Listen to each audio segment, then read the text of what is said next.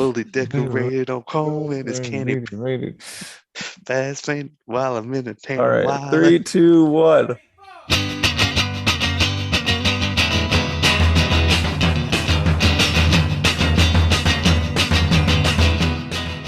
Hey, Bryant Caves, you look like you're in love. Oh, Again, it, people can't see that because we're still not. I had we're on YouTube. I had big plans to get our visuals on YouTube this week, but I'm not gonna go through. I had a day today, so I'm not. You you can were, hear us, okay? That's already bad enough. Shut up. yeah, you don't want to see us. But Good God, you don't.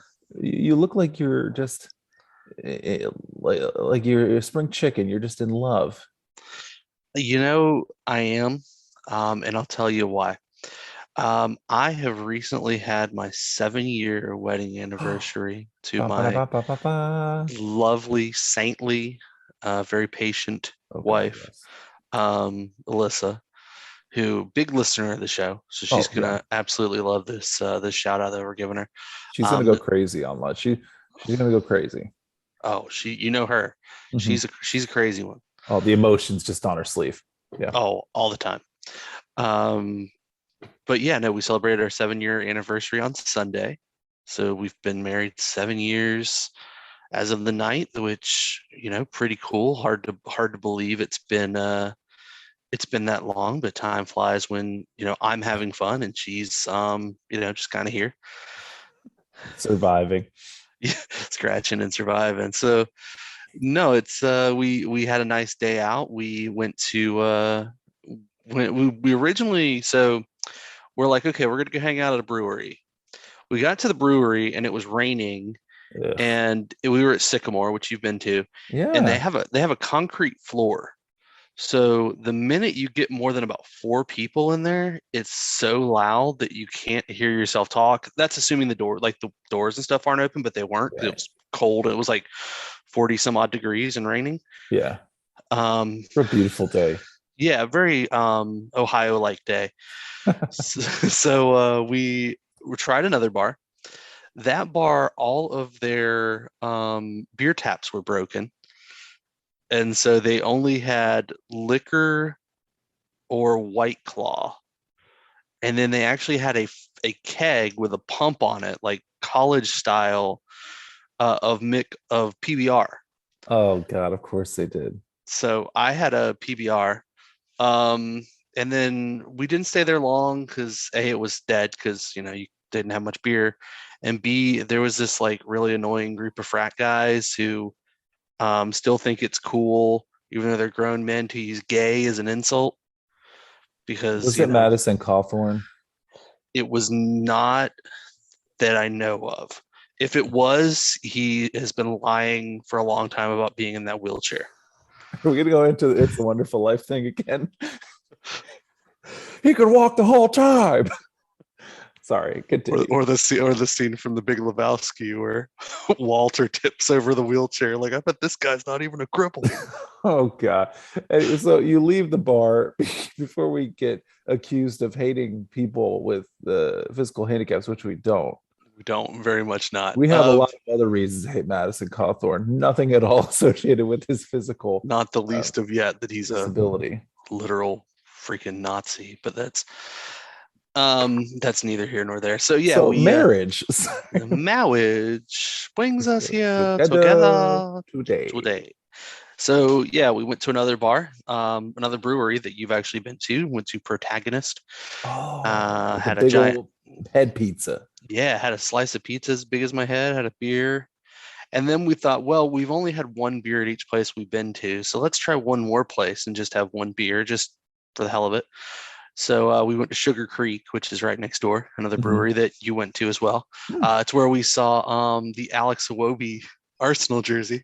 Um, Oh, and the lady almost killed us driving into the parking lot. yes, correct. I know we're in like NASCAR country, but not you're driving into a brewery. N- And then it was one of those awkward situations where we pulled into a parking spot, then somewhere else, and we both walked in around the same time, and she just like didn't look over at us, just mhm. stone face walked to her. Because I'm somebody, this might come as a shock to everybody who's listening to the show.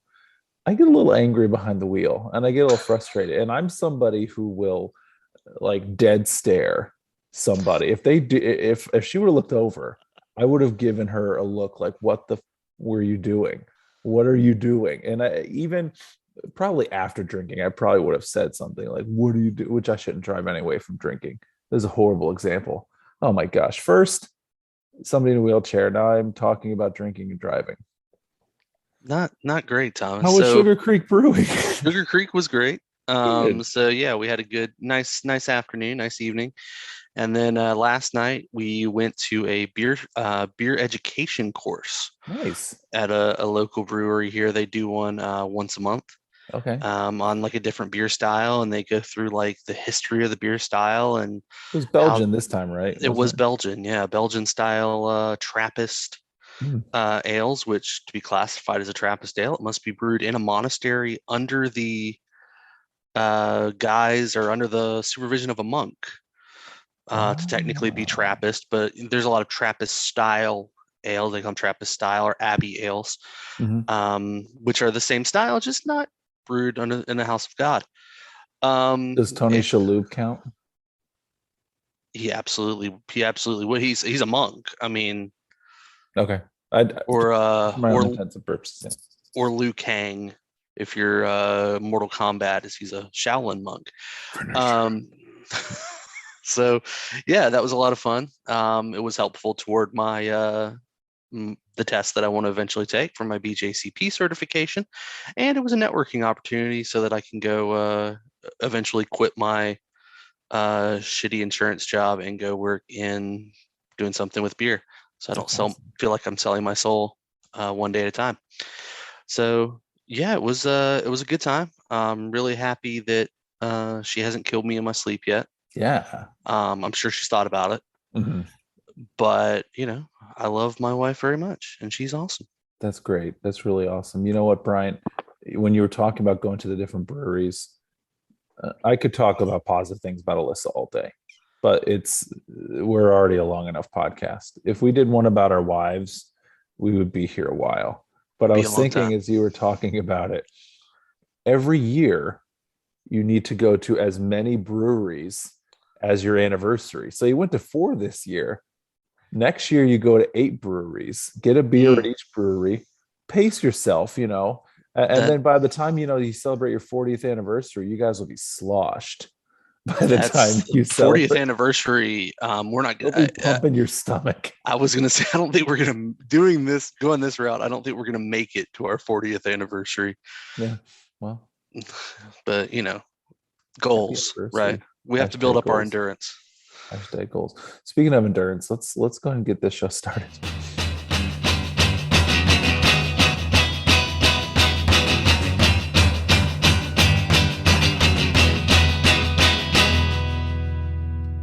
Welcome, boys and girls, to Bright Me, where a podcast we talk about soccer and other things, other podcasty things.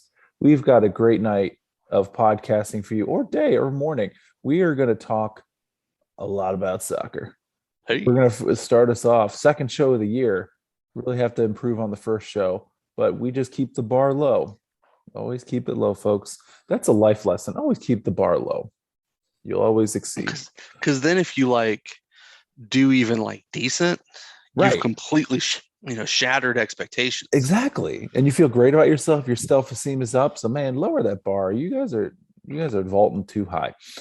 We're going to talk tonight about a pretty big day across domestic soccer for the Brian and Me show. First off, it started off great in Chicago.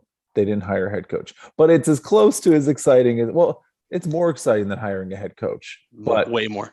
way more exciting. But it was a really exciting day. We're not going to blow the surprise yet, but big day for Red Star supporters. And then we thought, well, we finally have a good day in the NWSL. And then that got blown out of the water with some Just other big news. We're going to talk about all the drama in the Washington Spirit. We're going to make a lot of wrestling references, and it's going to be, I think, a good night. We had tweeted out earlier for all of the months of bad stories we've had in the NWSL from Jaylene and Jaylene Daniels and Even further back, the worst stories of like Paul Riley and Rory Dames and Freed Ben Steedy and all these different really horrible Richie Burke-esque stories. We needed a good day of stories. And honestly, this week and today especially has just been kind of good story after good story. And then the NWSL, this is what we call momentum, folks. We need to carry this momentum. So we're going to talk about that. Then we're going to finish up our domestic talker sock, our soccer talk. I'm not editing out. I'm keeping it. I don't edit these anyway. Why am I telling myself that? We're going to talk about the MLS It's Okay draft, or what they call the MLS Super Draft. We're going to talk about the Crew. They filled some gaps, and we'll discuss that just a wee bit. And then we'll get into Ask Fam, because we're a lifestyle brand. And what we really do is we're here for you, and we're here to change your lives for the better. But first, like we always do every podcast for, say, the last 5 or 6 episodes, we like to go through some stories that we're not going to cover in full detail today, but we still want to talk about them because we love lots of sports, lots of soccer teams. And let's get into some of those score lines before we head into our main show. So first, we're going to start off with Tottenham's, the Tottenham Canadian Bacons. They played Chelsea in the EFL semifinal leg 1. Well, kind of played. They lost. They were they had a really bad half. They were in the same stadium. Hey, they didn't have to pay for tickets. Boom. I mean, they did a lot of watching. So yeah, that Harry Kane's looking over at Son, and he's like, which translated is, we got really great seats for the game today. They lost 2-0. It was not even as close as that sounds. Chelsea really took on a Tottenham team that looked like, you know what, we really don't care about this one trophy that we have the chance of winning. We really don't care about it. You know, it's one of those things. You know what's crazy though? What's crazy is we got absolutely played off the pitch, right? I mean, terrible game. Awful. We're only down 2. That's true. There's a second leg this week. There's a second leg tomorrow. I know this is Spurs fan. It's the hope that kills you. But win that game 2-0. PKs, win it 3-0. Win it, whatever, 3-1. I don't know. Let's go. Well, it's the season of non-Premier League matches, because then your next match was Sunday in the magic of the FA Cup, where Morecambe in the first half took Tottenham out back, and they were up 1-0 going into halftime. But then Morecambe transformed into less Cam, and Tottenham scored 3 second half goals. Probably should have saved some of those for Chelsea, and they won 3-1 in the FA Cup third round. We take our goals where we can get them. I takes this what us can get this. Talk to us about that match a little bit. You watched it, right? I did not, but I watched the replay. Didn't watch it live. Watched highlights and some of the replays, because there was a big moment in the match that really has had Tottenham Twitter and podcasts and social media and everything else kind of debating. All aflutter. So obviously the first match was terrible. First half was terrible. One of the players that really, really didn't play well is Tanguy Ndombele, who is not a fan favorite. He's kind of got the reputation of being somebody who's really talented, but doesn't really try all that hard, isn't really interested in keeping himself match fit or trying particularly hard in practice. He's had 5 different managers at Tottenham now, literally, and none of them have really been particularly spoken too highly of him, but he's a guy that we spent a lot of money to bring in. So, the club obviously wants to give him every chance they get. Well, he gets substituted in the match. I think just after coming back, not long after coming back from the first half. Okay. And still down 1-0. We're still down 1-0 at this time. Okay. And he is like, what's the word? He's on a stroll to get off the pitch. Like, we're not talking about like. So he's coming onto the pitch. He's coming off. Oh, he's coming off. Oh, okay. He's coming off. Down 1. We're down 1 in the second half of a match against a league Two opponent. I think they're League Two. Oof. They're League Two, and they're in the relegation zone in League Two currently. So you've got that, and he Wow. is just like going for a stroll. And the players on the sideline are screaming at him. I mean, it's like, get off the pitch. Harry Kane, you couldn't hear it, but you can read his lips, and he's telling him, get the fuck off the pitch. Oof. Oof. And so he's done.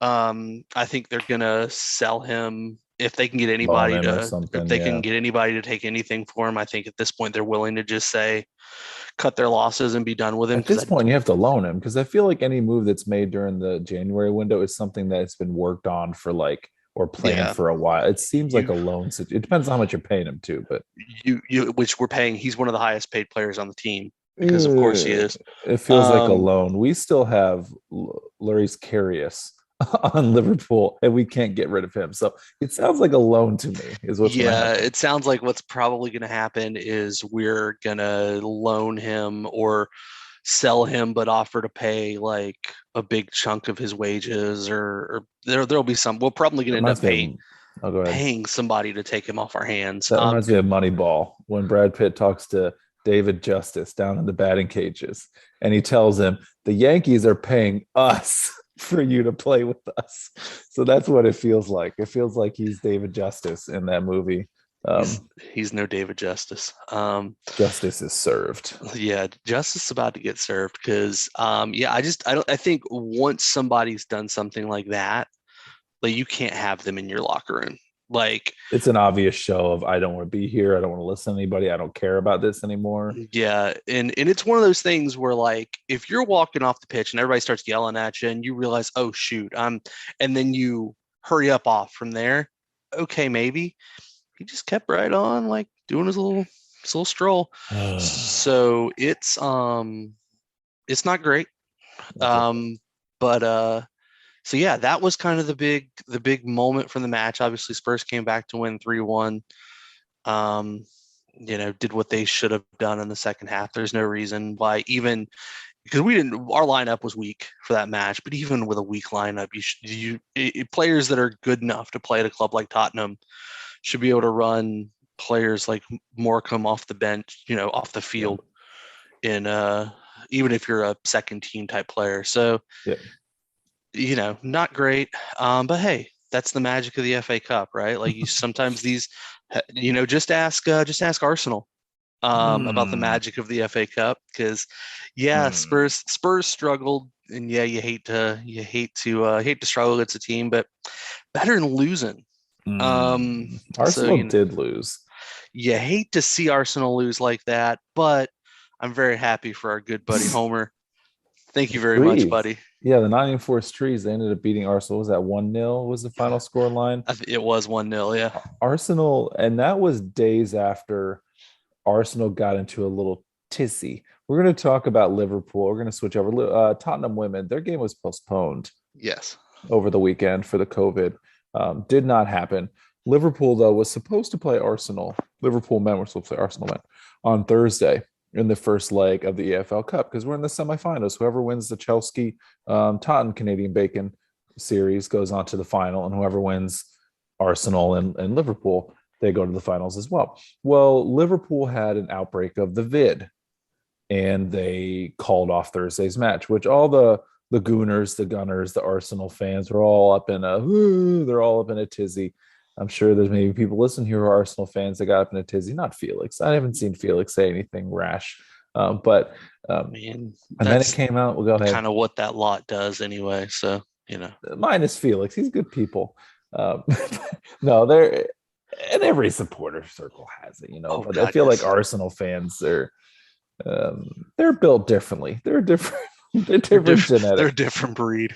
different breed. Not in a bad way. It's different, and different is great. I like diversity, I'm gonna go especially. ahead. I'm gonna go ahead and say it's in a bad way, but Oh well, you're a Tottenham fan. That's why you're wearing a Tottenham hat. It turns out then that a lot of the cases were false positives, and only Trent Alexander-Arnold was positive.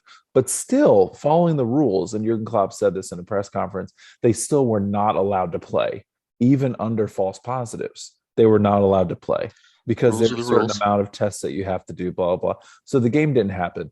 I actually thought the Sunday FA Cup match wasn't going to happen too, just with how many people it sounded like. And this is the false positives came out after the Thursday match, which today they announced the Football League is not investigating Liverpool. And really, what benefit does Liverpool get? Arsenal gets the day off too, and it's still a home and away match. Like, what benefit did Arsenal get not having to play Liverpool? And you still lost with extra rest. You lost to Nottingham Forest in the FA Cup. So anyway, Bunch of Liverpool and bums. Arsenal didn't happen. They did play Sunday. We had Virgil back. We had Konate back. We had Fabinho back. I think one more. Who else do we have back? I think we had Minamino and Firmino back, but they started on the bench. But anyway, Liverpool started 4 teenagers. Curtis Jones, he was the other one. Liverpool started 4 teenagers in the match because we didn't have close to our starting roster available. We were playing Shrewsbury. Shrewsbury. That's the only way you can say it. You can't say Shrewsbury because then you sound like you're American. You have to say Shrewsbury. Shrewsbury. Shrewsbury. Shrewsbury got up 1-0 on a cracking effort past Konate. Defensive lapse across into the box. Konate does the hands up. Oh, the goalkeeper's going to get it.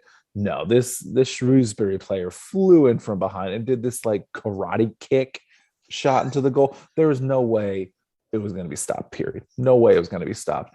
Liverpool then scored 4 unanswered goals, going up 4-1. And they beat Shrewsbury. They were actually up 2-1 at halftime, or maybe 1-1 at halftime. I'm not sure. But in the second half, Shrewsbury went the same way as Les Cam, and they kind of folded. They remembered that they're Shrewsbury. They remember the Shrewsbury. There was we say this is not like a segment of the show where we talk about it in detail, but it just has turned into a segment where we talk about it in detail. Shrewsbury supporters, a small handful, not all of them. They also were singing some songs against the Hillsborough victims. Yeah, the 90s, now 97, but they were singing these 96 chants of people who died in a tragic event in Hillsborough during the FA Cup. Actually, on the anniversary, they were doing like the anniversary match was that day, and there were some Shrewsbury fans who even like held up. They did this like they hold the papers up right in the stands, and they hold up a sign, and they held up a 97. And a lot of the fans, like I said, most of them were fine, but a few of them sang out, which honestly, if you're on Liverpool Twitter, this happens a lot of the time. Especially like playing Everton, you'll get a small group of people who are just pieces of crap, or Manchester United or Chelsea, especially Chelsea, where you're going to get them singing some crap that and usually Premier League teams are like, that's not nice. Shrewsbury released a statement and they said, hey, we're going to find the people. You're not a part of our supporterdom if you're doing this, and we're going to ban you. Get the hell out of here. I'm like, oh, man. Well, a little clap there for Shrewsbury, because that's how that crap, you want to curb that crap in the game, and that crap absolutely needs to be curbed in the game. Yeah, that's how you do it right there. Ban people. I mean, they arrest people in England if they find you're saying stuff online like racist attacks, stuff like that. They'll arrest you. Which technically in America, if you threaten somebody's life, you could actually be arrested too online for saying stuff you say. But yeah, you have to enforce these things. And even if it's not the law, you're not going to take somebody to jail for singing a horrible song, but ban them, make them so they can't come to the matches anymore. Now that's all you are, is a troll on the internet, because you can't go to any more soccer matches. Have fun being a troll at the pub. Yeah. Well, and then Liverpool women also played. It was cool. I went safely masked up. There were not a ton of people, so we could kind of be spread out a little bit. We went to the Grandview Theater for a dual watch party where the men's match and the Liverpool women's match were on at the same time. They're both on at 9 a.m. The cool thing too is the banner that I came up with and created. Pete Gillette came in and helped me paint it, and some folks from Columbus, OLSC Columbus, helped fund it a little bit. It was up like on the stream. You could see it. I posted a picture on the internet. Yeah. You could see the banner right in the midfield in the stands over there. And it was pretty crazy. Like in my head, I was like, oh my gosh, like I made that. And hey, it's on TV in England. It's a question about that. did you guys have somebody from the club that was there, or did you send that over to them and they put it up, or how did that work? We have, and I wrote something about it a little bit yesterday. I had an article go out because I just had a stream of emotion or motivation, emotional motivation. And I wrote this article about it. And I did mention a little bit where there's a Liverpool Women's Supporters Club. It started in 2020, kind of in the fallout of them being relegated down to Sure. championship. An independent supporters group started by Joe Goodall. She lives over in England and she has her own Liverpool Women's Supporters banner that they have, like this big printed out banner they take to every match. And I had been talking to her since like 2020. Since the thing started, I was like, hey, how can I help? Blah, blah, blah, blah, blah. Well, before I made the banner, I reached out and said, hey, would you be able to hang this up? Is this something that you could do? And she was like, definitely go ahead and do it. And we made the banner. Somebody from Columbus, I was going to ship it, but shipping was expensive. And it kind of sat in my garage for like 2 months after it was done, just because I was like, well, I have to put the little fish eyes or whatever you call it on it, the little holes in it so you can hang them up. I needed to put eyelets. I'm not very crafty. I don't know what they're called.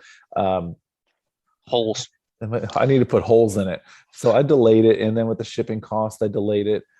And then somebody from Columbus was going to a Liverpool match against Newcastle. So I dropped it off at their place in Columbus. They flew it over because once you folded it up, it's like a queen sheet because it's actually a queen sheet. I folded it up only to about the size of like two newspapers next to each other. It's not too big.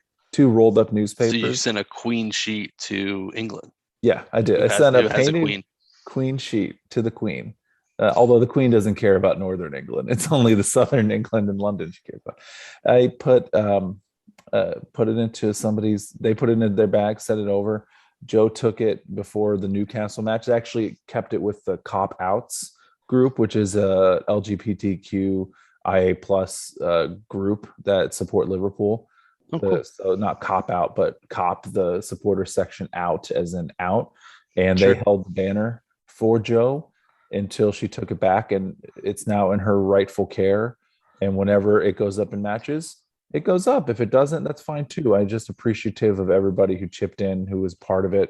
And then That's awesome. it's a gateway drug, man, because I'm just so like, I want to do another one. And I already have an idea for another one, but I can't say anything about it because I can't jinx anything. So I'm not going to say a word to anybody until it happens. But on I'm gonna Brighton, say you didn't say a word about that one to me because I had no idea. really?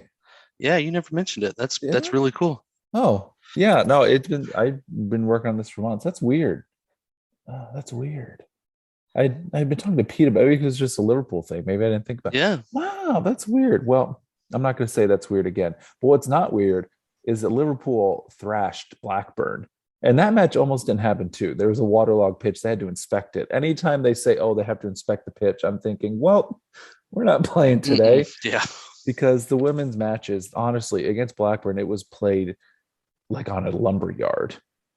There were some sketchy sheds outside of it and stuff. There was a club shop. There was a little shed and it had club shop on it, but I don't think they were selling merchandise. I think they're actually selling clubs. It was a pretty rough, it was a pretty rough field. Liverpool ended up winning their biggest margin of victory. Had to have been in a couple of years. They won 6-0 Wow. against Blackburn. Leanne Kiernan had a hat trick within 6 minutes. She had a hat trick in the second half. It was 1-0 at halftime. In the second half, she had a 6-minute hat trick. The second shot was, if you watch like Phil Coutinho used to do like the take the ball from the right foot to the left foot, back to the right, and then curl it into the top corner Sure. at like full speed at the corner of the 18-yard box. She launched it into the opposite top corner. Goalkeeper was like, I'm not getting that. I'm not getting it. That's just one where you're, as a goalkeeper, you just kind of look at him like a little Well, tip of the cap, and all right. I tried. Also, Liverpool made a move a few days before for former NWSLer Katie Stengel, who's been kind of around the world in terms of soccer playing. She Been was, around the world, yeah. I've been player hating. I don't know what. They won 6-0. I'm not saying it's because the banner, but I'm not saying it. I think it's all the banner. All right, Brian, we've talked enough about our short little segment about the teams over in England. There was a lot to talk about. Maybe we should have just had it as a main thing. But let's get to our top story of Brian and Me, episode 78. What happened over in Chicago that we were Guess really who's excited back? about? Back again. Yuki's Yuki. back. Tell a friend. Guess Yuki's who's back. Yuki's back. back? Yuki's Yuki's back. back. Yuki's back. So who's back, Man, Brian? our old friend Yuki Nagasato is Ooh, back with the Chicago Red where Stars. she It's belongs. where she indeed belongs, with a fan base that loves her Mm-hmm. and will appreciate her. Mm-hmm. So yeah, she it was announced today. I guess her was it her spouse, was it her husband, Her fiance. fiance, thank you, in is in Chicago, and she put in a request with Louisville to be closer back with her fiance. I can't say that word now without like a long southern drawl, Fiance. like I'm in the movie Oh Brother, Where Art Thou? You can't swear at my fiance. Well, you can't marry my wife. Um, love that movie. Anyway, Oh. so yeah, Yuki's back. Really exciting, I think, I know she was a huge fan favorite Mhm. when she was with the team. Um, we'll see what her contribution on the pitch is. I Um, think you could start her as striker. You lost Katie Johnson. yeah, You lost Mackenzie Doniak. I know we made some draft picks, and we'll see what happens. Preseason starts February 1st, but I think having Yuki up as a 9 with Watt and Pugh on the sides, or even kind of feeding her some balls. Yeah, yeah, I mean, if you feed them, she can eat them up. I mean, she's you could even do like a false 9 thing where you put Watt up there, you put Pew up there, you put Yuki up there. I okay. just think there are some You're options there. When I first heard it, first the excitement, but then second sure. it was strategery. You're talking me into it. I was more excited just because I love her. As the fan base may or may not know, I have one of her paintings up Yeah, in my home. Yuki Uh, original. a Yuki original that you purchased for me as our 1 year potiversary gift. So big fan of Yuki. I wasn't sure what she would give us on the pitch just because she wasn't super productive with Louisville. But you're convincing me that she can be an asset. I mean, That was tough though. yeah, Going to Louisville because she was the first player. Like her and Savannah were the first 2 players on the team, and they didn't know what their team was going to be yet. yeah, And then you bring in Kaiser, you bring in Ebony Salmon, you bring in all these other players, and if you look at the racing roster today from what it was at the beginning of last season, like they got rid of McCaskill, they got rid of her, they got rid of Betos, they got rid of a lot of players that they had in McCaskill should expansion. be in Chicago, but that's I hope she just stays at Angel City for a few years. I wish she didn't have to change freaking city every single yeah. season. I hope they appreciate her because I think she's a really good player. You better treat her right, Angel City. You better treat her Don't right. make me come over there. Um, no, I'm excited for Yuki though, and Yeah, I'm excited for the team for because sure. I think regardless of what you get from her on the field, I think she's an awesome presence to have in the locker room. I We think need some positivity. I think this club in particular, given everything they've been through in the last few years, could really use just that burst of positivity that Yuki brings. So, to me, anything you get from her on the pitch is almost icing. I think you can. I mean, I think you kind of convinced me that maybe you can get something from her, but Yeah. I think that's icing on the cake Yeah. compared to what I think she brings from a locker room standpoint, from a positivity standpoint. She was a favorite. I remember seeing a lot of tweets when it was announced she was going to Louisville. A lot of players were upset that to see her go. Mhm. If you watched any of the coverage from the when they were in isolation, The Challenge Cup. yeah, the Challenge Cup. Thank you, Jesus. Mhm. That she was kind of the leader among a lot of the fun activities they were doing and leading the festivities. And We so recorded our show with Danny and Kelia actually on Yuki's birthday.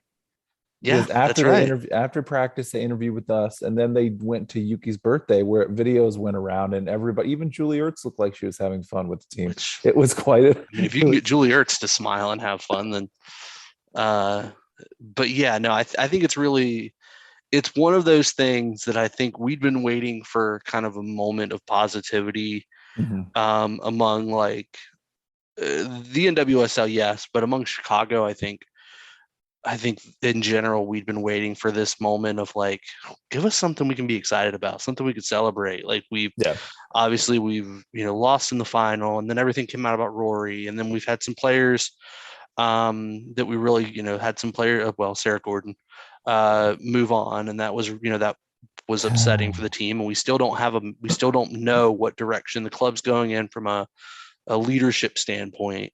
So I think it was a fan base that really could have used not just a team, but I think a fan base that could really use something to energize them, something to get them excited for the upcoming training camp and everything else. So I think this was that perfect bit of sunshine for Chicago for the Chicago Red Stars fan base. Yeah, I'm excited about it. It's great to have her back. Louisville's really missing out. I'm really glad I didn't buy Yuki Nagasato a Louisville jersey because I thought about it. I considered it just because that's how, I mean, we had followed the team one season and you could see the impact that she made on the players, on the supporters. Right. Just go through hashtag MKOT Twitter today and you'll see everything that everybody has said about Yuki coming back. On the Chicago music scene. Yeah. Oh, and even like she's a drummer. Forgot, so she's an artist. Musically, she's an artist. Paint wise, like she painted pictures for like all of her teammates, like Isn't during she the in like a Challenge isn't Cup. it like a punk band too or something? Yes, it's amazing. It's amazing. So there's nothing to dislike about Yuki. So now I know I need to buy a Chicago Red Stars jersey, and now I know who's going to be on that Chicago Red Stars jersey. Boom. And we thought, what a day! This is good stuff for us. Sunshine and rainbows among This is the perfect. Yuki's back. We got the dad ass is back. All the references. I forgot about that. Which Connor Moore, the admin for Chicago Red Stars, he even put that on the return tweet. He said dad ass is back home and has the dat and the peach emoji. It's just it's all great times. And we thought, man, what a good day today. Sunshine and birds are singing, double rainbow. What does it mean? It was a great day. And then around like 1:30, 1 o'clock Eastern time, maybe 2-ish. Thomas, do you hear that? Do you hear that? By God, is that Michele Kang's music? Dun, dun, dun, dun, dun, dun. Michele Kang drove the beer truck down and she just hosed off Steve Baldwin with a can of whoop ass and all the people he was trying to sell the team to today. I will go through the legalisticese because I read the article. I'll just explain it as easily as I can because even I have read it a couple times. Like, wait, so people have invested in Washington Spirit last year when we heard all those people investing. Like we heard one of the Bush daughters, Bush daughters, George yeah. W. Bush's daughter, Chelsea Clinton. A lot of folks had put into the Ali Ovechkin, and a lot of people had put into the team. They had invested into the team. Well, Steve Baldwin, and I think his counterpart, another Steve or Brian or something like that. I don't know. I don't care that much. But Some Steve, generic dude. yeah, some generic white male, just like the two of us. Wait, they're richer, so we can dislike them, right? We're poor white folks, even like us. Class warfare. Yeah, class warfare. Dale Earnhardt, let's go, let's ride. Steve Baldwin had the voting majority of the team. Well, people invested last year. They gave a lot of money around across the league. You saw all these people giving more money. And behind the scenes, we found out today from Meg Linehan, Steph Yang, and Pablo from The Athletic, they released an article where Michele had been working with people who had invested and told them, hey, instead of the club owing you money, instead of the club owing you debt, like we're indebted to you, if you turn your debt from the club into shares of the club, into a voting interest in the club, and you side with me, I'll let you do it. You'll have shares of the club. So these people who invested, I don't know who the names are. I don't think it listed the names of the people. They put Could this money be the towards first the time club. a Clinton has come through and done something positive for America? Oh, I do not inhale. I did not sexual relations with that woman. And I'm doing all those horrible impressions tonight. And they turned their debt from the Spirit into voting investment. And now Michele has majority stock in the club. She This has is like an like, episode of Succession or something. This is like juicy backroom, like court I thought it was going to drama. be court. No, I had. You have to give no credit where no credit is due. The NWSL has been awful with this. They've been quiet Garbage. about it. They haven't been saying anything. They've been enabling Steve Baldwin to do whatever the hell Steve Baldwin wants to do. I didn't. I thought court was going to be the only option. I thought court was going to be where Michele Kang would, win her day. But she's a successful business person. She's made it this far. She's worth. She was trying to pay $45 million for the Yeah, Spirit. Like she she's ain't not she's not she broke. ain't broke. She's not broke. No. So she's smart. She's gotten to this point. And today pretty much did like a hostile takeover and said, wait a minute, no, look at me, look at me. I am the captain now. Hmm. And now she's got the voting majority on her side. Steve Baldwin out here playing checkers. Michelle's Michele out here Kang's playing playing chess. chess. She's She's playing playing like chess. four-dimensional chess. Oh, right. Yeah. She's playing like tier on tier on tier chess. The only tiers Steve Baldwin has now are the ones coming out of his eyeballs because Mm. that money he was going to make from the sale, he ain't making shit. You He's not hate, making. you hate, Thomas, you really just hate to see it. You You hate hate to it see for it. him. It couldn't have happened to Go ahead, and sell the better team, people. Steve. Go ahead and sell it now, Steve. Oh, sorry, you've been outvoted. You can't sell the team. Sorry about that, Steve. So that was right. Whenever I sent that to you, I sent it to. I think the tweet said, "Do you want to see a poster dunk?" And I sent you and I sent you the tweet. What did you think when you saw that first thing? I believe my response to you was three texts all in caps saying "Let's fucking go." That was great. Um, Yeah. so I had to get on Twitter and see like what the reactions were, and your meme of with with Michelle and Steve of call the ambulance, but not for me. My best Um, Photoshop job ever, I think. the bad Photoshop, I think, is what made it so hilarious. That, and I think Pablo threw out the Michelle played the reverse card The Uno reverse from card. Uno, which just again, well done. But you know Oh, what? It's the most positive I've seen NWSL Twitter in maybe since like the playground account during the since the first chat. Gotham rebrand, maybe. The Yeah, Gotham like rebrand was pretty big. Other than that, yeah, it's just been back to like the remember the emoji play after poop emoji after poop emoji. remember the NWSL playground Yeah, I challenge remember cup, that. like That was fun. Even that down on was the air, they even referenced it on the air during the matches. It got so big. Yeah. it's that stuff like that was fun. But yeah, no, it's the most positive I've seen. It was just fun to like for one day, I think, to see like again, we've kind of already addressed like God, it's been one bad thing after another, and we enjoy the league. Like I think we're both rooting for Red Stars fans, but again, we as we say, like we're rooting For for the the league, yeah, league to be successful. Like for sure. we want the sport to grow. We want these really talented athletes to Get be able paid. to get paid and get paid well because they're incredible athletes. Um, but man, it's been again, it's I'm not going to say it's been hard to be a fan because the people that are directly experiencing these things have it much worse than we do. But Right. I won't say it hasn't been a slog at times, like just so much negativity and reading all these things that are just so it was cool for like an afternoon to just see everybody like happy and celebrating and people that are fans of every club works. I mean, I saw most of the tweets weren't from Washington Spirit fans. Yeah.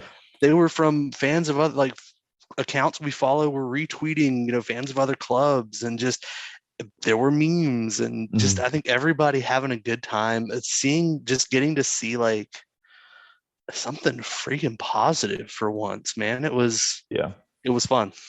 Definitely. And there were still parts of it that get a little more serious. And again, we talk about the league, and the league's just kind of been sitting in the back and like, I'm not going to do anything about it. They don't even have like a full on commissioner. And That there's tends to be their thing is, hey, I'm not going to that's do usually anything the about it. MO of That's most leagues, though. I mean, yeah, I mean, a couple years back after the Challenge Cup, they did kind of force Utah out with right. the chauvinistic patriarchy that Garbage. was Yeah. the former ownership up there in the mountaintop area. But yeah, this is not it. They have been having the league itself, like this isn't good for the league. I mean, not good for the front office. It's great for the teams and the players and the supporters, and I think it brings people in. But for the front office, it's just you're getting bad grade after bad grade, and eventually, you don't want them to flunk because of the front Right. office flunks. It impacts the league, so we need the front office to be better. So that's the one 99.999 with the line over it is great about this so far, and hopefully this holds up. And the reporting was, and usually their reporting is pretty solid. It got to the point where it got published. Hopefully this continues, and they're able to keep going, and Michele Kang gets the majority and she gets to own the team. If that happens, the one area that needs that 0.00001 of the attention right now should be going towards the league, and they need to put up. They need to put up. Hmm. Hopefully the CBA, maybe the CBA is what's really making the league focused in other places, but you should be able to multitask a little bit if you're trying to run an entire soccer league. And solidarity is always with the players and with the Players Association, Yeah, fighting to get what's best for the players against ownership. definitely. For sure. So pretty good day in the NWSL, I would say. Anything else you got on any of the NWSL news? Oh, also Lynn Williams. This was a story Yeah. that kind of got buried today, but yesterday Lynn Williams moved to Kansas City, and my God, Kansas City. Kansas City is gonna might go. They're doing that Drake starter from the bottom now we hear kind of thing. Like they're Oh, for sure. all of a sudden it's like, okay, Kansas City, I see you over there. Like, They were barely a team at this point last year. yeah, They had and like just gotten a team like a few weeks before. They found a place to play. They found a coach. They got players. They got colors. They started branding at least a little bit. Like in a year, they've gone from not having a team to, hey, we have a training center currently being built. We have a stadium being built. Here's our new logo. We brought in Ad Franch and Sam Ewis and now Lynn Williams. Like, yeah, Jesus, that's all of a that's sudden, turning the and treadmill on high, and then yeah, they're running and they jump right on and they're and at a and sprint. and that's a team I think that last season, finished bottom of the barrel. They Mm-hmm. got rid of half their team. It felt Yeah. like in the middle of the season, that most teams looked at as, oh yeah, that's an easy win. Not anymore. That looks like a team now that, all right, I don't know that I want to play that team. And then yeah, then you got teams like, obviously that's a big blow to the Courage. My boss's boss, here in North Carolina, he's a big Courage fan. He's a season ticket holder. We used his tickets, when you and I went to the match that time.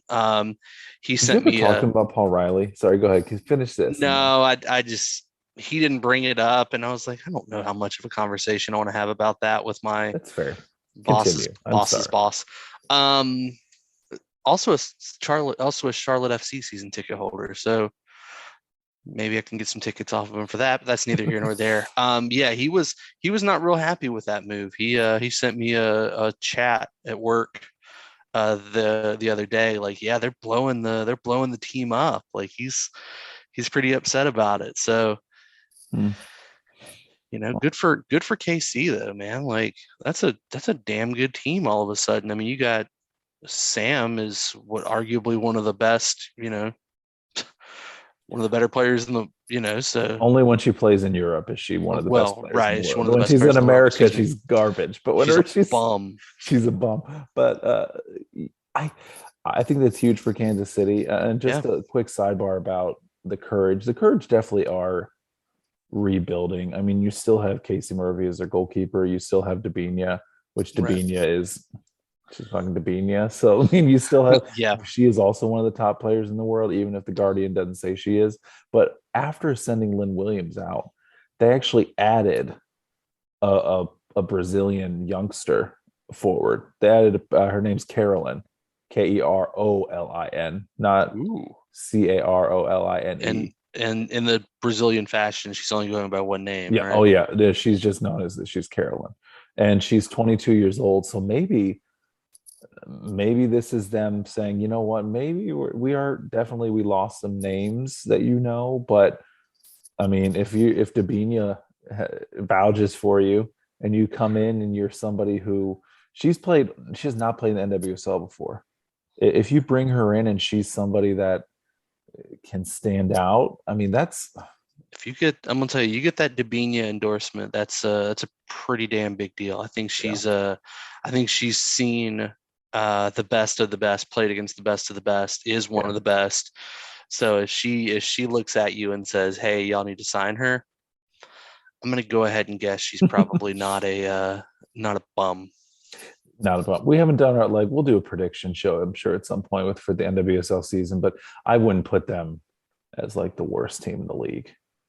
That's Orlando. But I That would belongs to Gotham. we have to wait Boo. till Robbie comes on. We have to wait till Robbie comes on to bring up that fire.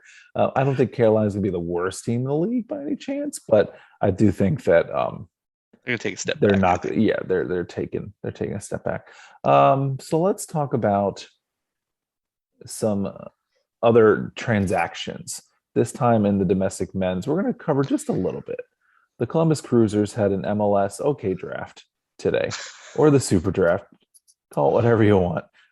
We meaning the Columbus Crew, not me. I'm not on the team. I don't make any money from the team. They had 3 picks today. They had like the 12th, the 40th, and the 68th or something like that. Anyway, Nice. with the 12th pick, almost 68th. Almost nice. With the 12th pick, we picked a kid out of St. Louis. Shout out to the STL podcast. Patrick Schulte was picked number 12, goalkeeper. Looked like, okay, this dude's 6'5", 200 pounds. He played for a really good St. Louis University team.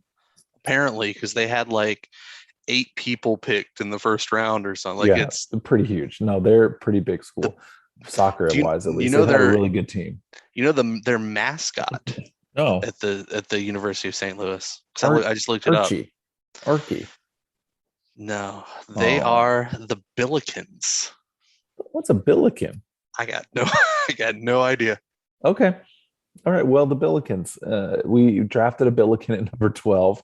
And in the past, like Greg Berhalter, former crew coach, he came out and pretty much said, he told the media folks before, this is before I was on, like, in Massive Report, but he said he didn't care about the MLS Super Draft. Last year, you could see the crew's picks outside of Miguel Berry. We didn't sign our first round pick last year. He went back to college, actually. We didn't sign anybody from our pick. We passed on our last pick last year. It came to Westbrook. It's a really important draft where you're just like, I'm good. I'll pass. I'm good. I'm good. I don't want any of these bums. The bums. Get out of here. We drafted the goalkeeper. And then we're like, okay, well, we're going to have to wait for the second round. Crew were like, not so fast, my friend. They did the lead course, so not so fast, my friend. Bez was just like, no. All right. The crew had we have 2 center backs because we traded Abubakar Keita. We traded him off to Colorado. And we have Josh Williams and Jonathan Mensah, the captain who's currently in the AFCONs. Good luck to Ghana. Always rooting for Ghana. And then also Senegal because of Sadio Mane and Mo Salah in Egypt. Anyway, mostly Ghana. Okay, Jonathan Mensah, good luck over. Also, those Ghana kids yeah, are fire. Oh my gosh. No, they are one of the, and I know like Nigeria has a really strong kit. I think Ghana's is still better. Yeah, those are awesome. But it's like a whole competition of sick kits over there. Oh yeah, there's not a bad kit in that group. No, for sure. No, it's not like American kits or anything. So we pick him. Crew then in the first round decide to jump it back into the first round. So they sent some Gam Tam, thank you, ma'am, over to Real Salt Lake to get the 25th overall pick. And I told you we drafted this goalkeeper who's 6'5", 200 pounds, whatever. We drafted a center back out of Notre Dame who's 6'6", 206 pounds. This dude is insane. Massive. I was watching highlights of him because I'm writing an article about him. He also was second place in high school in the 800-meter dash as a junior up in the state of Oregon. If you don't know anything about running, Oregon is mecca of running in the United States because What's that's where Nike is where headquartered. Nike is? Yeah. Yeah, Eugene, Oregon. So we have a 6'6" center back who can be the second fastest 800-meter dash runner in the entire state of Oregon. He That ain't lettered in track and cross country. that ain't nothing. That's not bad. In one of the games, I was watching highlights, and goalkeeper gets outside the 18-yard box because they're college kids. You know, he got a little crazy. Sweeper keeper goes nuts. Well, this player for University of Virginia, he just lied. He's like, "Oh, I'm just going to shoot it from 30 yards out. I'm just going to shoot into the goal." No one's As back there, as you do. as you do. So his name's Philip Quinton. Philip Quinton's the name of our other first round pick. He's running back, and he's running backwards towards the net, and he jumps up and he heads the ball away. He's so tall, damn near almost hits his head on the crossbar. That's how tall he is. Running Lord. backwards, jumping backwards, almost hits his head on the crossbar. That's the like. So what you're saying is he's going to be the greatest crew center back of all time. I don't know, but the crew. This is apparently a defense.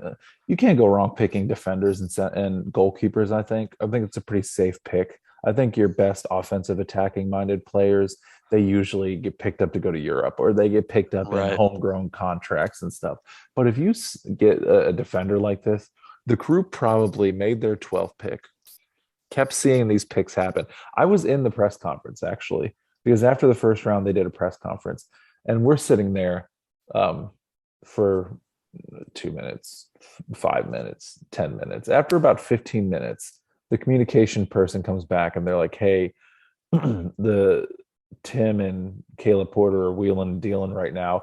We're just gonna message all of you when they're ready to do the press conference," because they were working. I think they saw that this guy was still on the board, Mm-hmm. and they're like, "Hey, I need let's move I up. We mean, need to get this dude." what did they trade up to get him? Probably picks. Like 50,000 in general allocation money. The it's GAM, Gam, man. Gam, whoa, GAM, Black Betty. Gam, GAM, but Gam and GAM, Tam. go. GAM and TAM. Golden Schools So made a trade. GAM and TAM. So which is fake money and grows on trees. It's like monopoly money or something. So, right. I mean, yeah, if he's a guy you really like, if he's a guy you had, maybe pretty high on your board, but we're like, he's not the highest person on our board, but he's not going to be there when we pick again. So, whatever. And then you start seeing, hey, we could trade back up, and this guy's sitting there like, well, why not? Like, if it's a guy Yeah. you really like, Go for it, man. go for it. I mean, especially for a club that, again, we can use defenders. Like, Lord knows, I mean, even if he can't come in this year, I mean, John Mensah's still there, obviously, but Johnny Mensa. Johnny Mensah is, he's not spring chicken. He's not going to play forever. So, what a damn good player for him to come and maybe even learn under. And Yeah. John Mensah is not only as a player, but quite honestly, I think you can learn a lot from John Mensah about being a man, and a damn good one. So Did he do the Chris Farley? Hey Dad, who is that over there? Is that Johnny Mensa over there? is that Bill Shakespeare over there? Except Oh, John Mensah doesn't live in a that we know of, I in the guess. Doesn't van live. down by the river. Well, in this analogy, I guess the person anyway. But I think we John picked, Mensah's David Spade in this. so we picked a center back who's bigger than um, all of our goalkeepers. He's 6'6". The dude's a freaking beast. I'm excited to see what this guy does because especially with the AFCON going on right now, Mensah's not going to be back for preseason stuff. Like he's not going to be here Yeah, for the whole preseason. The crew season starts in a month and 16 days. A really. month, like Damn. because of the World Cup in Qatar in the fall, which I'll tell you now, I am abstaining. I'm not watching the World Cup. I know that sounds crazy. I'm not watching the World Cup. I have to stand on my more high ground somehow. He's going to be able to get the chance to play, depending on Yeah. who else we sign and stuff. Tim also and Caleb said in the press conference, like, expect a lot more to come in the next few weeks.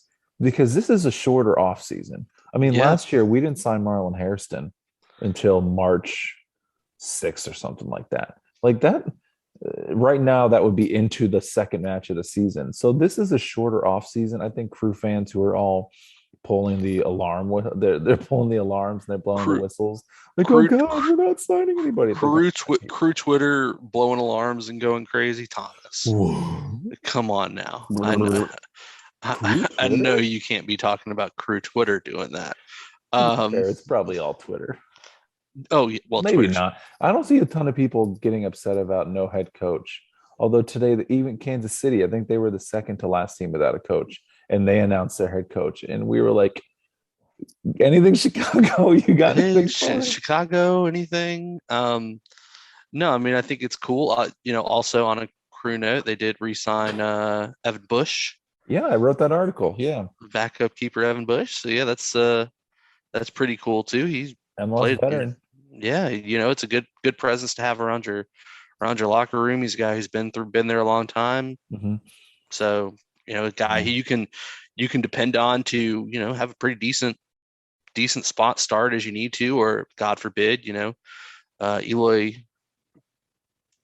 gets injured or gets Yeah. COVID because, Lord no, we don't know if he's still vaccinated. Um, Boy. Oh boy. so good presence to have there in Evan Bush as your backup. Yeah, and we made another signing too, or not signing. We made another draft pick. Who knows if we'll sign them? Um, Another pretty solid center back. This guy's actually from Ohio. He's from Akron, but he kind of grew up in Matt Moore's country out there in Dayton. Jacob Erlinson, who played with Bowling Green. Bowling Green. So he didn't play for a huge school, but he was one of the 44 players invited to the MLS scouting combine thing that they did. He was Okay. also ranked, I think, 87th in the top 100 players in the nation. Like, regardless of age, regardless of class in college, he was a top 100 player in the nation. Center Damn. back, also played um, varsity in baseball and basketball. He didn't go directly to Division 1, but he was all Ohio in high school twice. And then he went to NAIA, which is like the league right under NCAA. It's smaller schools like Ohio Dominican here in Columbus. That's an Right. example of an NAIA school. He was all NAIA, all American NAIA once as like a sophomore, junior. And then he came to the MAC and just like blew it. Sounded like this kid should have been in Division 1 right outside of high school, but maybe people were just playing, I guess, in Dayton. He maybe flew under the radar, but dude, balled out. I mean, he got Bowling Green he was their captain, and he got them to the second round of the NCAA tournament That ain't this that year. ain't That's not nothing, bad. man. That's not bad. And he scores No. goals too. He took their penalty kicks. He's a center back. He took their penalty kicks. Jeez, man. You know what? I like this guy. Yeah. I like that there's also, I'm just looking through the list of players that were drafted as Mm-hmm. we talk. In the third round, LA took a guy also from St. Louis, and his name on here is just listed as Chandler. Chandler So Bing. I don't know. Is he like, because I'll be honest, when, most of the time when I see a person going by only one name, they're typically Brazilian. Brazilian. Yeah. Is there a Brazilian Chandler? I don't. is that is that like Could is there that be another Chandler? is that like a typo or oh I, no, Chandler Vaughn. I did Google him. Yeah, Chandler um, Vaughn. But the MLS website that lists their draft tracker just has him as Chandler. So maybe he's going for like a one name thing like Prince or Cher, Madonna. maybe could be. Um, he might eventually just be a symbol, Could be. Maybe the symbol. Hopefully, that symbol is an, whatever position he plays an L, for loser when he plays the Cruisers. right? Because he plays for the LA Galaxy. Oh, that makes sense. Our 68th pick, we picked a forward named Chris Donovan out of Drexel. He was a Ooh, part of Philadelphia's academy, but I guess he wasn't signed as a homegrown. So finders keepers, losers weepers. Um, who knows if we'll sign him? We signed a kid from Ohio State last year with the last name Ketchup, and we never signed him. So who knows that if we is sign this that guy? is unfortunate.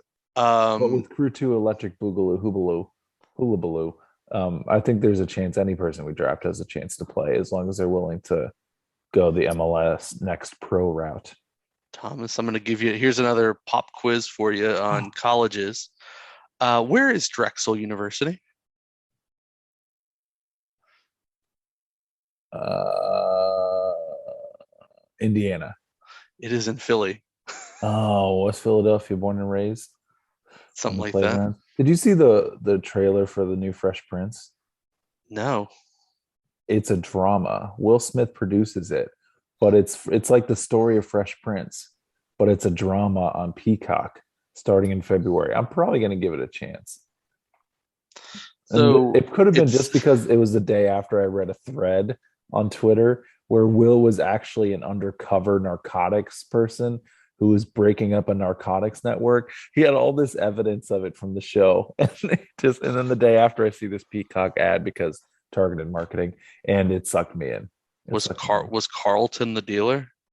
Carlton was like an undercover, like, or he had all the in the Twitter thread, Carlton was somebody who had all the secrets from all the rich kids' parents. So he had leverage all their secrets for power. And I was like, that kind of checks out. I could see that. He knows a lot Okay. about other people and stuff, and he's always thirsty for power. But it was, I need to find this thread because I read it and I usually don't stick into a Twitter thread more than like two or three, unless it's really good. This one was about 15 or so. This is one where I didn't want it to end. I was like, oh my God. And Jeffrey was some kind of like hired assassin or hitman or something like that. It was great. It was great. Speaking of 90s, great 90s television, we'd be remiss if we didn't mention the passing of Bob Saget, Oh yeah, America's TV dad. man. Just it was tough. It was sad to see a lot, especially a lot of the seeing a lot of the cast members from Full House and people that were close to him react. But Hmm. one of the things I would say that I think most people have as a goal in life is I hope that when I die, that many people have that many good things to say about me Yeah, because he's one of those people that I don't think anyone had anything negative. Everything was, and you typically see that when people die, but with him in particular, it all seemed very like heartfelt, very like yeah, the people that really knew him and were around him, how good a guy he was. So, definitely. between Full House and then America's Funniest Home Videos, um, spent a He lot of time with Bob Saget as a kid. So, he was on a lot of TVs, a lot of TVs. I put this in our text chain, but I learned that he also him and Dave Coulier would make these really awful jokes. They would make these like dead. I think it was like a sister or a spouse or something. One of them lost a spouse or something like that, and they made like dead family member jokes and stuff like that. And it was refreshing. I know it sounds weird, but like I lost my dad when I was 17, and Brian knows this. Like I will make jokes a lot oh about it. yeah, I will make a lot of jokes. And it's just cool to see like that's just how people cope with it, and seeing somebody else doing that and absolutely. hearing about that probably around this like a little probably a few years after he had passed, hearing that I think that just lets people know that there's a lot of different ways to cope. And he was a dirty comedian, but like you said, nobody had any bad things to say about him. He wasn't calling women and jerking off at the same time he was talking to people. He wasn't Louis C.K. or anything like that. He seemed He like people was really liked him. one of the funniest things about Bob Saget that I think of is people who only knew him from like Full Full House. House or America's Funniest Home Videos that would then like go to his stand-up shows thinking it was going to be like clean family. And yeah, if you've ever heard Bob Saget stand up away from Full House or America's Funniest Home Videos, it's nothing to do with America's Funniest Home No, Videos or Full House. no hugging. It is raunchy. It's Real raunchy. hilarious, but it is raunchy. And so yeah, it's just funny, like again, how different he is from the character that he's so famous for. Yeah.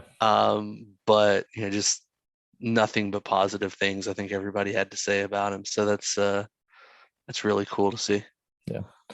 So Brian, how about you go ahead and let's people have only started listening to our show because they have questions on it. Let's be real.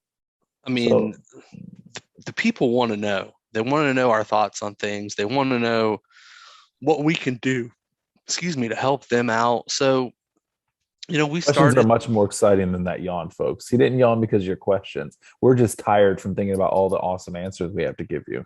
It's just been, this has really just kind of swept the nation.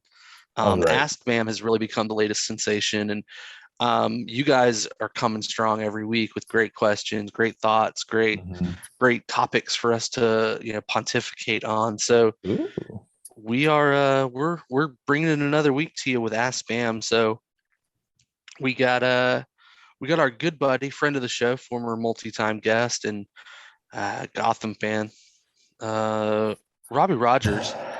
Threw out a few things for us here. He asked a few questions. He thinks he's doing a good Frank Barber impression this week.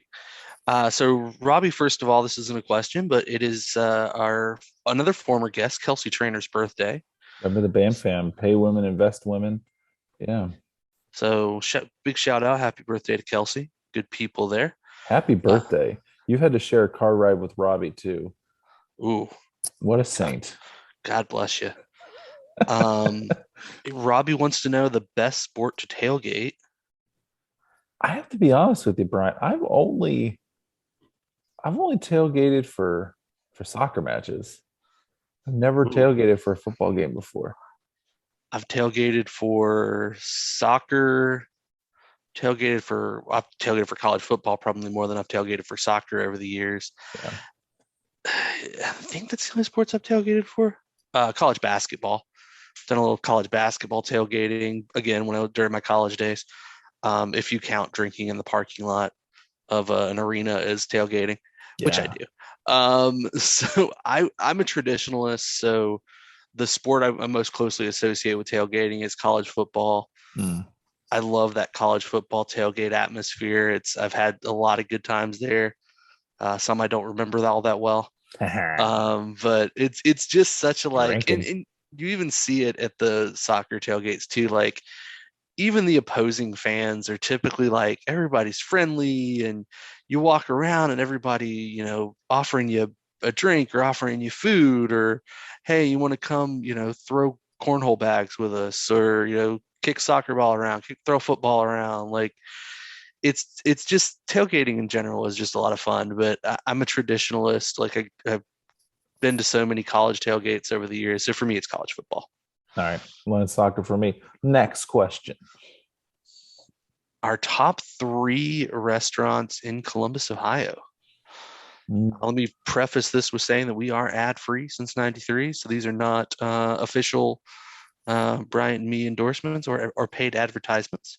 No, not at all. So I'll go ahead and I'll get us started here in Columbus. So I have at least one that I think we're going to have in common. yeah, I think no, it's not for like menu complexity or anything like that. I think that hot chicken takeover is just great. All day. I feel Uh, like crap after I eat it most of the time, but it's so good. Like it's just Nashville hot chicken. Really good way that they hire folks who maybe can't get jobs elsewhere. People with like former criminal records, folks that were in the system, and it's hard to get jobs for those folks. So they give them an opportunity to work there, to grow, to have something on their resume showing, hey, look, I had a job since then and I succeeded, and here's what I've done. right. And the food is just good. And the mac and cheese is amazing. So that's my number one. Are we gonna do That back and forth or? I mean, you can go ahead again because yeah, my number one was also going to be hot chicken takeover. It's the restaurant I miss the most by far Mhm. in Columbus. It's one of those things where I've thought we've legitimately considered going back. It's like, all right, if we went back to Columbus, what are the things we'd absolutely have to do? And one of them, probably the first stop other than your house, would probably be a hot Oh, chicken takeover. So you done broke it, did my heart. also In a good way. underrated thing about hot chicken takeover, as a traditional Southern boy, one of the few places there that had good sweet tea. Yeah. That actually played that was the place that actually got me like into sweet tea. I was like, wait, I like sweet tea after going there. So that was good. My other one is Los Gauchos. Los Ooh. Gauchos, they are known for their tacos al pastor. Hmm. Um, Los Gauchos. They have one in Dublin-ish area, and then they also have one over here in the Gahanna area. So uh, Los Gauchos is one of my all-time favorites here. Third one, this one's kind of different. It's a bakery. Does that count? Yeah, hell yeah.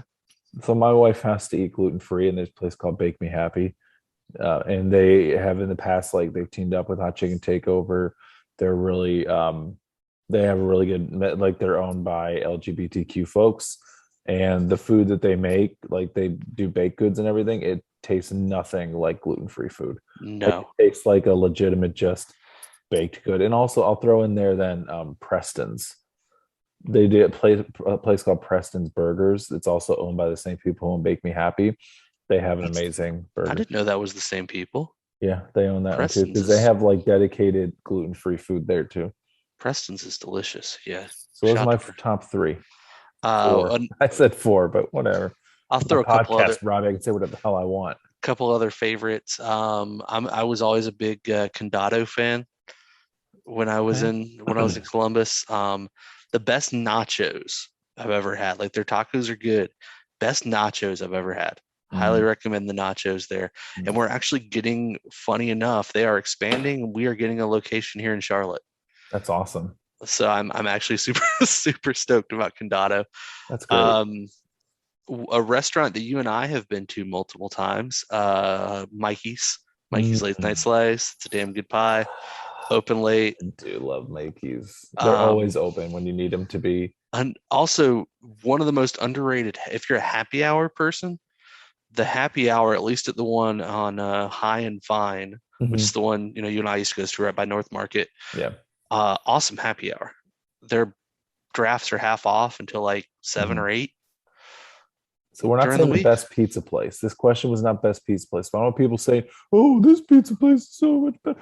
This is best like restaurant, and I think Mikey's it knows what need it has to fill, and it fills And it it does it. really damn well. And After you're drinking and stuff, Mikey's is. Oh, I'm it's so hungry right now. it's a good pie. I mean, Not good for me. people can hate, but it's a good pie. I'll throw out a kind of underrated, little lesser known gem that we really miss and want people to go to. There's a place in Grandview called Bonifacio. They are a they are a Filipino restaurant, and I miss them like crazy. They are Mm. phenomenal. What's that So, sandwich place in Grandview too? oh my gosh, it's the Liverpool song, Um, Si Senor. oh yeah, Si Senor. Yeah, Si Senor. That's a really good. Mm, That's an awesome place too. There's a place inside of North Mark that I need to try. I've tried the Polish food place across from it, but they have now a Somalian stop where it's almost like a Chipotle. You go from one station to the next. What do you get? Like hmm that would be one way for me to try a new nation's food is that way because it's easy to order and it's easy to do it. Um, every time I go though, there's always a line. People always want to Yeah. eat there. Have you had it before? I've not. I've been by it. Another good place in North Market, if you haven't had it, is Momo Gar. It's Nepalese. Oh, okay. They're in North Market as well. They have these like soup dumplings that are just phenomenal. That sounds great. Highly recommend that as well. Since Man, we're talking about it, I could talk Dos about food all Hermanos is day. really good. Dos Mm, Hermanos, they come out to the crew matches too. They have a station, they have a whole stand there now, but they have a place in North Market. God, what else do I like? And what else do I need to eat in Columbus? Legacy Smokehouse. They have a location. Oh, Granddad's in Grandview, the Granddad's Ooh, Pizza. It's like Donato's Pizza, but if it was really good, but if it had flavor, if but it if it had wasn't made of flavor. cardboard, Oh um, God, I'm so hungry right now. We need, I know. just for sake of my own appetite, like for my own We need mental to move on. state, I'm already frail enough doing this podcast most of the time. So let's move on from food because we could go on for a long time.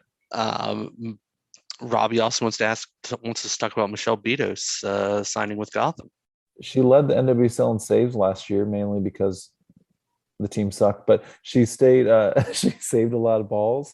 I think it's great. She in her like kind of introduction, she said, "Hey, you're going to have 60 crazy Italian people at every match now because she's from the Jersey area and all of her family's going to be there. So um, Forget I, about it. I think she could. I think she could rival Ashlyn Harris for a job. I know Ashlyn Harris. She comes up really big in moments, really big on penalty kick saves and everything. I mean, Betos was a captain in Louisville for a reason. She's a former NWSL goalkeeper of the year. I know she's been a journeywoman player. She's been from team to team, but I think Louisville's. I know they had Katie London. They had somebody who could. They had somebody young who they're going to use and stuff, and she had her moments. But honestly, I think getting rid of Betos was a big problem for racing. I don't think they should have done it. So I think it's just Gotham's gain. There you go. But I don't know how you're going to have a. Are you going to start her over Harris, or is this just a hey, let's see what happens? Is she going to get released because she doesn't get playing time? Like, I don't know how they're going to have two similar esque goalkeepers on the same roster, but they just came from that. It seems like they're going from their Didi Haricic and Kaylin Sheridan goalkeeper duo, and they're just adding 5 years to each person. So they have just an older duo than they had before. Hey, It's going to be interesting. that works. Yeah. All Women's Sports Podcast wants us to talk about Yuki returning to the Red Stars. So Nailed it. listen to the previous, Done. about an hour ago. I think we talked about It was 2.5 hours ago. Yeah, we were on that one. two or three digressions ago. We talked about Yuki coming back to the Red Stars. Felix wants to know. We did mention this earlier, but Felix wants to know if you've bought a Katie Stengel Liverpool kit yet. No, I have not bought a He Katie calls Stengel it a jersey. By the uh, way, come on, Felix, that's a jersey is kit. fine. We don't have, as long as we're not calling hockey jerseys sweaters. I'm okay with. Well, we would be because that's what they're called. But They're not made of any sweater material. They're just long sleeves. Does a long there's soccer jersey, does that mean that's a sweater too? no, because it's not in hockey. Oh my God. Well, soccer is like hockey off the ice. If the land was much further, much longer, and there were no substitutions. Anyway, And they couldn't hit. and they could well, there's some hitting in there, but then you just roll on the ground for 5 years. I made this joke to somebody. I was chatting to somebody, and they're like, "Oh, uh, maybe the crew are signing a DP," and I was like, "Who is it?" And they're like, "Neymar," and I was like, "Oh, I just saw him rolling in because he's still rolling from the World Cup when he got knocked over." Rolling. I do not have a Katie Stengel jersey yet. I do want to buy a Liverpool kit though. I was torn between. Well, I was not torn. I was torn between buying one at all or not buying one. And if I did buy one, I'd probably get Missy Bo Kearns. Okay. But we'll see. We'll see. I did not buy any jersey yet, but she did have an assist in her first game. Katie Stengel did, You and love to see it. she is learning what it is like to play on championship level fields because even like waterlogged or not, like people at the match from LFC Columbus who had not watched Liverpool women's matches, and that's fine, whatever. Hopefully they learned something from the team and they'll watch them now. It's like, oh, that field looks horrible. It's like that's every week. That's what these teams play on in the championship every week, even in the Women's Super League. Not great, but I haven't bought it yet. I'll get a jersey at some point. I don't buy jerseys every year. I'm not Brian Lanoy who buys 2 jerseys every single season of Norwich. Norwich. I'm cheap, so yeah, I won't. Don't ask me if I bought a jersey. They were half off on Tottenham store, and you were like, It's a bit much. Only Alex Morgan could make you buy a jersey. And then she was there like she had a cup of coffee at the club. It's still a legit kit. It's still a legit. It is. It is a jersey. legit kit. Our good buddy Derek Helling. Hey, Derek. He wants to know if the front of Skeletor's skull counts as a face.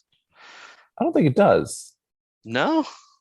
Like if you're saying directionally the face of his body, then technically in that regard, but the face is the stuff on top. The skull is just the skull. So I'm going to say no. You're going to say no. You need like the skin and the meat and the flesh and I'm muscles. I'm an anti bones. Has to be face. You can't have a face if you only have bones. You're just a skeleton. I'm going to agree with you. No, I don't think it's a face. I think it's a skull. Like Skeletor's a skeleton. He's a skull. He's not Faceator. He's Skeletor. Right.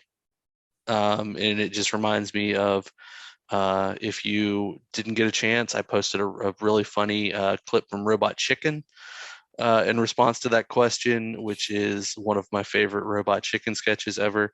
2 weeks I think 2 episodes in a row now, we've mentioned Robot Chicken. Yeah, So we talked about Seth Meyers or Seth Green. Anytime you see us reply twice to your comment on Twitter, it's because both of us signed on. exactly. Homer wants to know, what is our ideal perfect day of weather? This just makes me think of that scene from Miss Congeniality when she's like, describe your perfect date, April 25th. Oh man. It's not too hot, not too cold, like it needs a light jacket. Give me like, I enjoy like a cool, crisp morning. Give me Okay. like mid to upper 50s in the morning. By the afternoon, we get into, say, the low 70s, Okay. and then back about into the upper 50s in the evening, just crisp enough to be outside, maybe with a fire and a beer. Okay. Um, Wow, that's you got yeah. specific. I was just gonna go general throughout the. I like it like I would go mid 50s. If I can wear shorts and a hoodie at the same time, that's perfect weather. Your legs just don't get cold. I get hot anyway. I just like hoodies. So I Huh. want to wear shorts. I don't want to wear the constricting jeans. I'm always wearing shorts. Unless I leave the house. Like I went to the grocery store and it was like in like the low 50s, like high 40s, and I wore shorts. And I got a lot of looks. But most of those people weren't wearing masks, so shut the fuck up There you with go. your looks. So let's see. We had a question. We're waiting for draft news. Hey, we already covered that. Covered it. Look at that. Justin is a Boom. new Liverpool supporter. He said he supported Man City because he's new to the Premier League. He's like, oh, I like Man City. He pretty much listed the teams that he liked, and they were all the good teams. Which I get Hmm. it. If you're just watching aesthetically, if you're just watching like the matches, of course you like Man City because they do well. But I think I converted him to a Liverpool supporter. Spurs are your sane. Um, so, He listed the teams. He did not list Tottenham, and I said nothing. I just sat back and smart, internally stewed on it, and I just smart, stew in a good way, like a delicious stew that I want to keep eating. smart man. All right. So our good buddy soccer noob, uh, Dan, the former Interno Inferno, one of his creative staffers, asks, which hair color do you prefer on a woman? Blonde, brunette, red, or other? My Whatever hair color my wife wants to have. That is 100% the correct answer. Next question. Um, all right. We got a question. Who asked this question? This is soccer noob It's also also. soccer noob. Oxford comma. Let's talk about Oxford comma. I've seen those English dramas too. They're Yeah. cool. But really, I don't use the Oxford comma. I don't think it's in the AP style book to use the Oxford comma. So I do one comma. I don't do the comma in front of the conjunction. If there's Conjunction, three items. junction. If you're doing more than What's three your items, you really shouldn't be function? doing comma anyway. You should just restructure your sentence somehow, or just pick the three best examples. I don't like doing more than three. So what And do you shout think about out. the Oxford comma? Do you care? No, I don't care. Shout out, by the way, though, to the Women's Sports Matter podcast for being wise beyond her years and getting my Vampire Weekend reference. Because When you said that, and then she replied like, "Oh, I love the Oxford comma," and I was like, Brian, she's 10. She doesn't get what she doesn't know she was 6 when that song came out. But no, she put me in my place. Yeah, it was came out in 2008. And I she was was a 6 in 2008. How does that make you feel? I'm old. I was a sophomore in college and wore that album out. But hey, you can go to 4th Street Bar and they will not card you to get into the door. I don't know why you got to remind me of that. What a jerk. Uh, I'm older than you. I'm older than you, Brian. we Tim asks, how do we feel about the return of Yuki Say his last name. Nagasato and Antonowitz? Antonowitz. He's a new writer for Beyond Women's Sports, and he actually also used to write for the WOSO show, a Oh, women's soccer show. So look at that. he's an American, but he has written with those folks. We had them on the show. Um, Well, at least one of them. The other person left the show, but one of them is still there. Yeah, so he's good people. We just did a story about we ranked the best logos in the NWSL, and I didn't rank them like if it was my selection, I wouldn't have picked that ranking, but I kind of did a straw poll within everybody beyond women's sports. So if you want to see what we said was the best logo, I don't agree with it, but I had to write it with other people, so I can't. No, now I'm trying to think. San Diego. I think San Diego's is the best, but everybody within Beyond Women's Sports, everybody pretty much said Angel City was their favorite, except for me and Tim, and we're the only two people who wrote it. Now I got to remember what Angel City's Yeah. crest looks like. All Let's get right, into Matt Morris's question. Then Frank has, I think, 50. about 12 questions. Yeah. Matt Morris asked, "Do you think the Eagles, Dutch Lions, and other clubs will make the jump to USLW?" I think the Dutch Lions could because I think they're kind of the franchise model they have. They've already lost the Chicago Dutch Lions. They moved over to the USL. I think you could see them do it. I don't think the Eagles will do it. I wrote an article last year when they took a trip out to St. Louis and they did really bad one of the matches. And then the next day they ended up winning and it was a comeback and all this stuff. And in the interview, and I wrote this out too, so this is not like secret information. I wrote this in the article. Mark Wise, the guy who runs the team and everything, he said that after they lost that one match, he went back to his hotel and he was like, I think I'm done. He said, I think I'm done. I think I'm just gonna. He felt like he was so deflated. The pandemic had, they didn't have a head coach. He was interim coaching and stuff. Like, I think he was so worn out. I don't know means wise what it takes to get into the USL, but I think just with Mark's connection to the WPSL and talking with him, I don't see the Eagles moving to the USL. And this is a little pet peeve I have. And this is not to your question, Matt. Not to your question at all, because I know you follow it, you follow the Dutch Lions and all that stuff. But anytime like, oh, the Eagles are going to go to the NWSL and stuff like that, like, no, you don't understand the NWSL and you don't understand the Eagles. You don't like just because, oh, it's a women's soccer team, it's in my city, they should be in the NWSL. That's not how it works. Unfortunately, I would love for Mark to have millions of dollars to move the team to the NWSL, but if Columbus gets an NWSL team, it's not going to be that way. It's probably going to be likely through the Crew. It's going to be through the Haslams, and I don't even know if they have that inkling. I don't even know if they have that desire to bring a team here. But you have historic Crew Stadium. You have a brand new stadium downtown. I would just hate for an owner to bring a women's team in and then have it be like the secondary thing. I would want somebody who owns the team and cares about it, which in terms of caring, Mark would be the best person because he would care about it.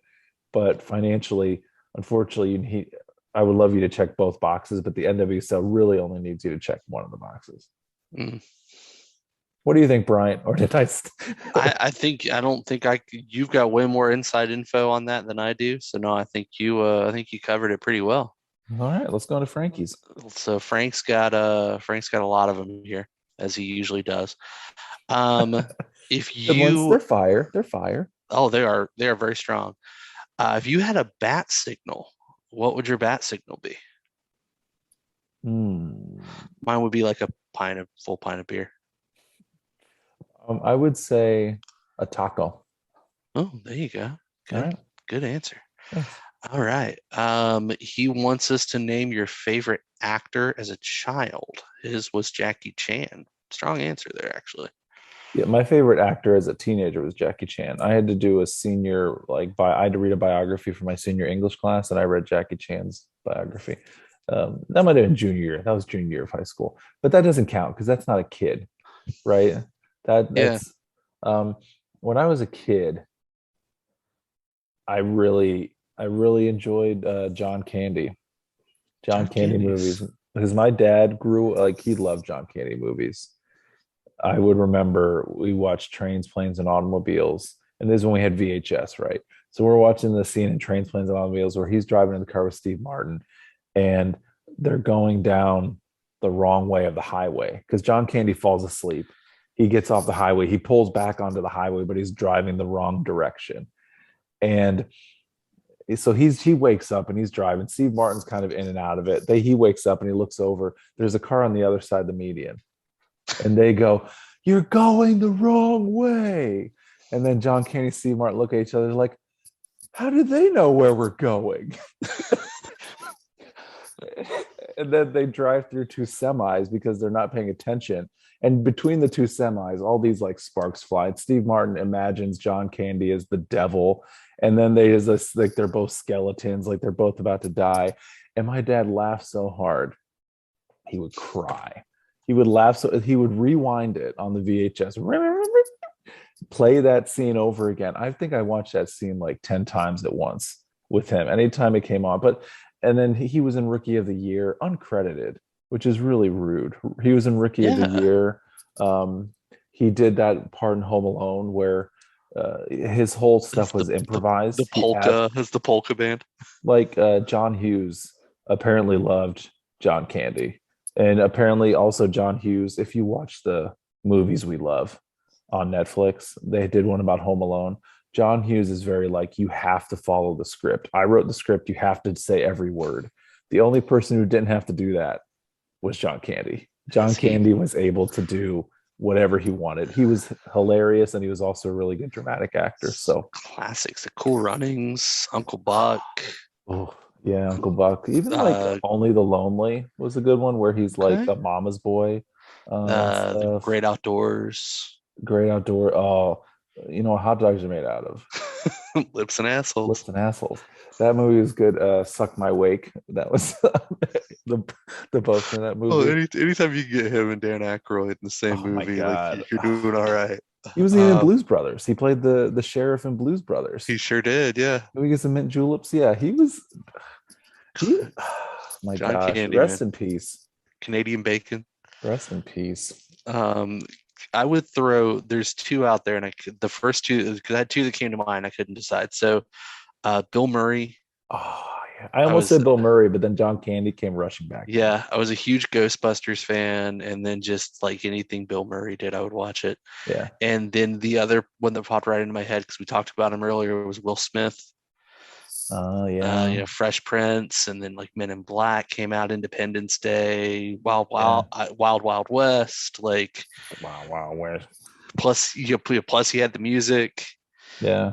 So I was definitely I think like everybody I was a Will Smith fan as a kid in the 90s. So we're going to move on to speaking of comedic actors and actresses. Frank wants us to make, and I don't know how the hell I'm going to do this. Basically our Mount Rushmore Yeah. of SNL cast members. I would have to do God, it like I need time to. generationally. I couldn't do it. Yeah, I was gonna say I need time to think about this and like, because I know off the top of my head I'm gonna leave some like amazing people out. I would say, okay, let's do it pre 2000 and post 2000. Okay.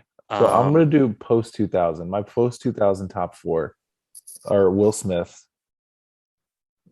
Kristen Wiig, Will Smith, not Will Smith, God, Will Will Ferrell. Forte. Oh, Will Ferrell. Will Got Ferrell, him. Will Ferrell, Will Forte. He's hilarious, but I think I liked him better when he left SNL. I Okay. Will Ferrell, Kristen Wiig, Bill Hader. I think Bill Okay. Hader was very underrated. Um, and the last one's a toss up between Kate McKinnon and Keenan Thompson. I don't know how I can pick. Keenan Thompson's just like, and you can even hear other cast members talk about him. He's on the show so much, and he's not like Tim Meadows, where Tim Meadows was on the show, but he wasn't like always on there. Where Right. Keenan every week he's dropping some kind of fire. Ooh-wee. He like, I mean, Keenan What's up Thompson with had been that? doing sketch comedy What's up with that? since he was a kid, so he's just a Ooh-wee. pro. Like The I, what's up with that is like one of my favorite like where he I brings lied. It's Keenan Thompson. Keenan's where he the fourth one. brings Lindsey Buckingham on and then like never gets to him. Lindsay.